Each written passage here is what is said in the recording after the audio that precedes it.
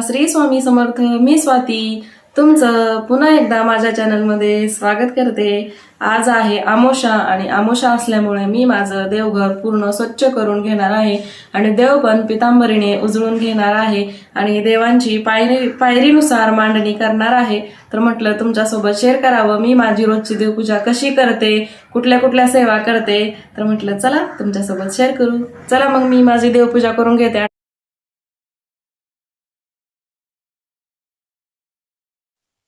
तर देवपूजेला सुरुवात करूयात.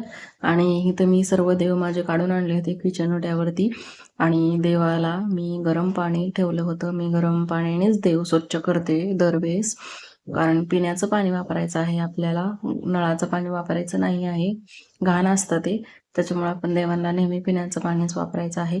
पहिला मी सर्व देवांचा जो गंध चंदन लावलं होतं ना ते एका पहिलं धुवून घेते, जेणेकरून मग आपल्याला ते एका झाडांना घालता येईल.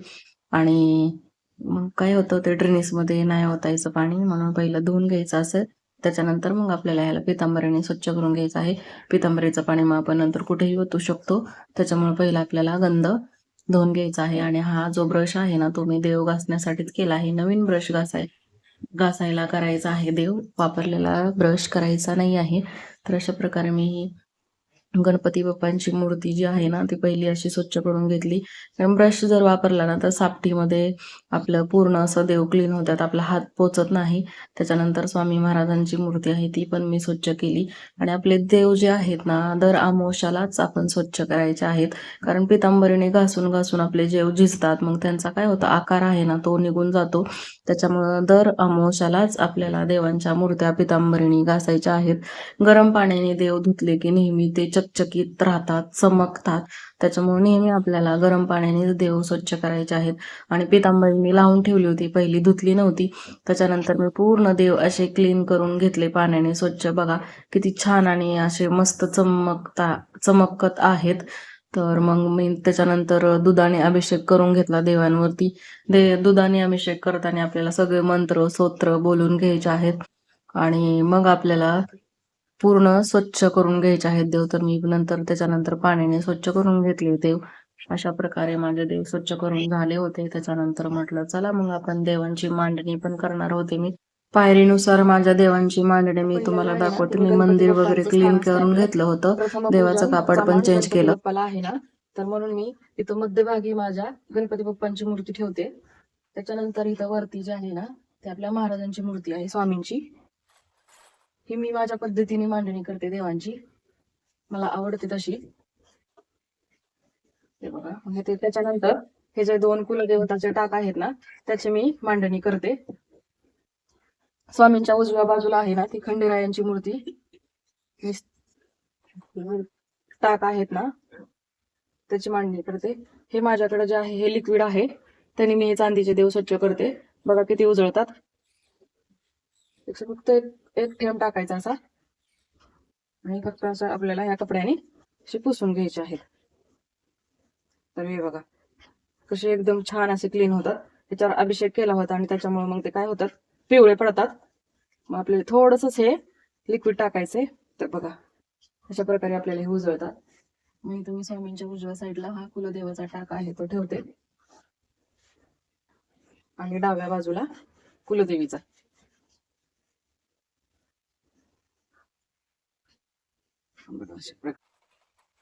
त्याच्यानंतर आपली विठ्ठल रुक्माईची आहे ती मी इकडं डाव्या साईडला ठेवते. त्याच्यानंतर ही दत्तगुरूंची मूर्ती जी आहे ती इथं खंडेरायाच्या उजव्या साईडला टाकाच्या कडेला ठेवते. लक्ष्मीची मूर्ती आहे ती इकडं स्वामींच्या डाव्या हाताला असते. नारायणाची मूर्ती लक्ष्मीच्या उजव्या हाताला.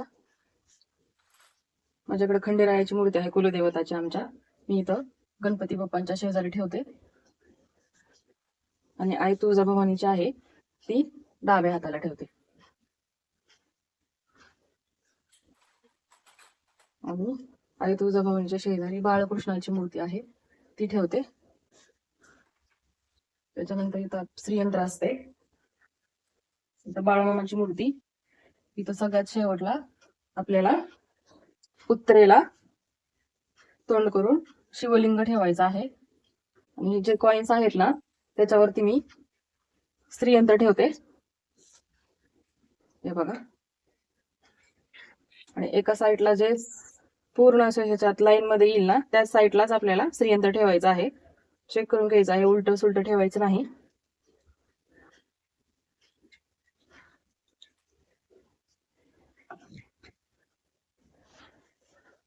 अशा प्रकारे आपल्याला आता इथं श्रीयंत्र मी स्थापित करून घेतलं.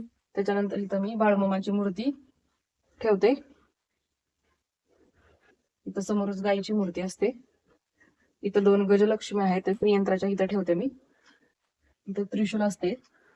शिवलिंग जिथं आहे तिथं त्रिशूल आहे. आणि त्याच्यानंतर सगळ्यात खाली इथं मी स्वामींच्या पादुका ठेवते, ज्या की मी अक्कलकोटवरून आणल्या होत्या. इथं सर्वात खाली ठेवते. आणि हा आमच्या कुलदेवाचा घोडा आहे चांदीचा, त्याला पण मी नंतर क्लीन करून घेते. अन्नपूर्णा. आणि हे कासव आहे ते आपल्याला आता तांदळामध्ये ठेवायचंय.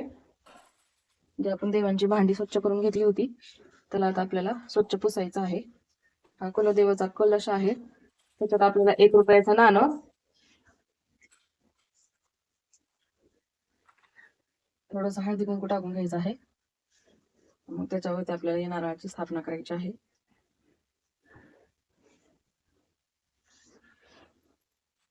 सर्वात पहिला दिवा आपल्याला प्रज्वलित करून घ्यायचा आहे. आसन द्यायचं आहे.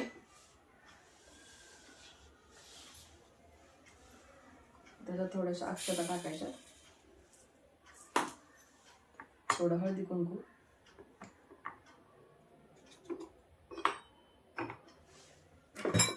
त्याच्यानंतर आपल्याला तेल टाकून दिवा प्रज्वलित करून घ्यायचा आहे. दिवा प्रज्वलित करताना पण आपल्याला शुभं करोति कल्याणम आरोग्यम धनसंपदा शत्रुबुद्धी विनाशाय दीपक ज्योती नमोस्तुते हा मंत्र बोलून आपल्याला दिवा जागेवर ठेवून द्यायचा आहे.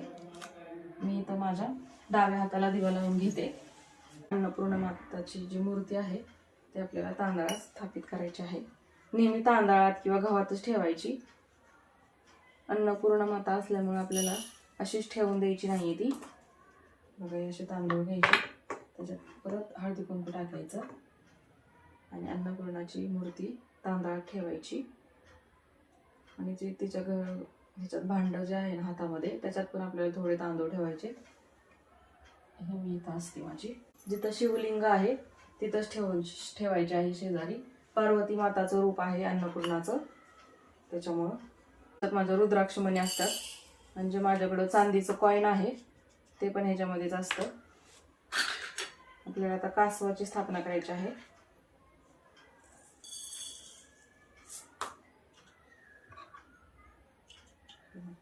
हे कासव मी इथं ठेवते दोन्ही गजलक्ष्मीच्या मध्ये.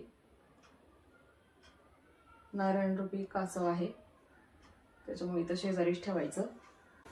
ते आपल्याला चांगलं स्वच्छ दुधात धुवून घ्यायचे आहेत रुद्राक्ष आणि कवड्या.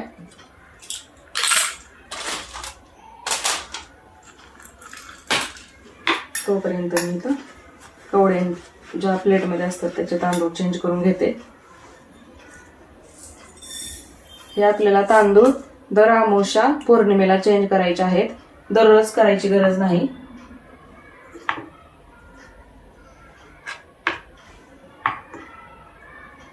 इथं माझ्याकडे रुद्राक्ष ठेवणार आहेत. 5 रुद्राक्ष आहेत माझ्याकडे. रुद्राक्षाचं पूजन करावं गुरुचरित्र ग्रंथात लिहिलेलं आहे रुद्राक्षाचं महत्व. तर इथं मी स्वच्छ दुधात धुवून घेतले कवड्या आणि रुद्राक्ष. आपल्याला कवड्या दर मंगळवारी धुवून घ्यायच्या आहे स्वच्छ. तर बघा, आता आपल्याला या प्लेटमध्ये अशा ह्याची मांडणी करायची आहे तांदळामध्ये. लक्ष्मीला खूप प्रिय आहेत आणि आपल्या कुलदेवीला पण. आमची कुलदेवी तुळजापूरची आहे, तर कवड्या त्यांना खूप आवडतात. मला जसं माहिती होईल तसं तसं मी एक एक करते. याचा खूप छान मला फरक पडलेला आहे म्हणून मी तुम्हाला सांगते. आणि 5 रुद्राक्ष आहेत, ओरिजिनल रुद्राक्ष आहेत ते.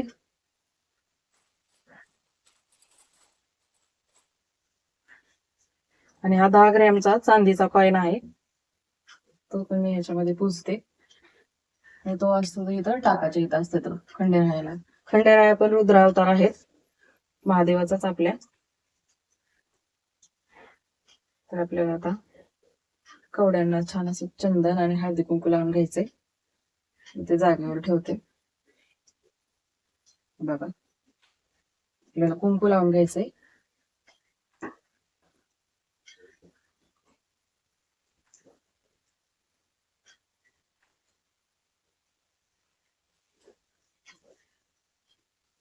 हे बघा, अशा प्रकारे आपल्याला हे 7 कवड्यांची पूजा झाली.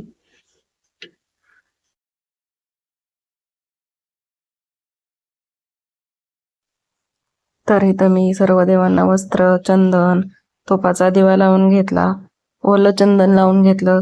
पुरुष देवतांना अष्टगंध, स्त्री देवतांना हळदी कुंकू लावून घ्यायचं आहे. त्याच्यानंतर तुपाचा दिवा लावून घेतला आणि फुलं पण वाहून घेतली. त्याच्यानंतर मी आरती करून घेतली देवाची. माझा 1 माळ जप करून घेतला. धूप, दीप, परत साखरेचा नैवेद्य दाखवला. आपल्याकडे एखादं फळ वगैरे असेल घरामध्ये तर फळाचं पण आपण नैवेद्य दाखवू शकतो. त्याच्यानंतर मग मी सूर्यदेवांची पण पूजा करून घेतली. घंटी आपल्याला जोरजोरात वाजवायची आहे. घरातले नकारात्मक शक्ती जी आहे ती आपल्या घरातून निघून जाते. त्याच्यानंतर मग मी आरती वगैरे झाली. 1 माळ जप करून घेतला. अशा प्रकारे माझी आजची देवपूजा झाली होती. तर तुम्हाला माझी देवपूजा कशी वाटली मला नक्की सांगा. आवडली का माझी देवपूजा? त्याच्यानंतर मी माझ्याकडे जे स्वामींचं नित्य पुस्तक आहे, माझ्याकडे जे स्वामींचं नित्यपाठ पुस्तक आहे ते मी रोज वाचते. त्याच्यामध्ये पूर्ण स्वामींचं अख्खं जीवन आहे. ते कर्दळीवनातून कसे प्रगट झाले, ते दत्तात्रयाचे 3 अवतार, समाधीपर्यंत त्यांनी काय काय लीला केल्या, हे सर्व ह्या पुस्तकामध्ये आहे. हे मी अक्कलकोटवरून आणले होते. खूप छान स्तोत्र आहे त्यांचं नित्य पठण करण्यासाठी. मी रोज ते एकदा वाचते. आणि दुर्गा कवच आहे ते मी दर मंगळवारी आणि शुक्रवारी वाचते. त्याच्यानंतर स्वामी स्तवन, परत स्वामी चरित्र सारामृतातले 1 ते 3 अध्याय आपल्याला रोज पठण करायचे आहेत. तर अशा प्रकारे मी माझी देवपूजा वगैरे उरकून घेतली. त्याच्यानंतर 1 माळ जप करून घेतला आणि अशा प्रकारे माझी आजची देवपूजा झाली होती.